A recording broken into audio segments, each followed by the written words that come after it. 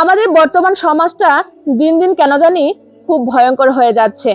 রাত পোহালেই ঘুমের ঘর থেকে শোনা যায় ভয়ঙ্কর ভয়ঙ্কর সমস্ত কার্যকলাপ।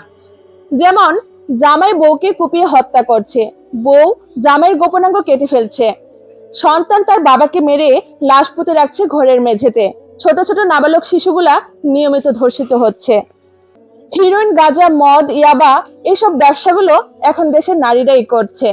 সোশ্যাল মিডিয়াতে একের পর এক লিঙ্ক ভাইরাল হচ্ছে। বিবাহিতা নারী অথবা বিবাহিতা পুরুষ পরকীয়ায় লিপ্ত হয়ে রীতিমতো ধরা খাচ্ছে।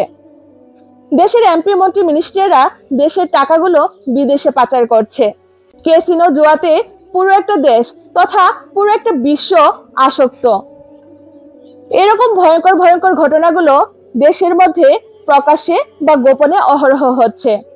কে কোন ঘটনার সাথে অবগত আছেন কমেন্টসে বললেন। আর দুই চোখ বন্ধ করলেই কিন্তু হিসেবের খাতা শুরু। দুনিয়াতে যতদিন বেঁচে আছেন হিসেব করেই চললেন।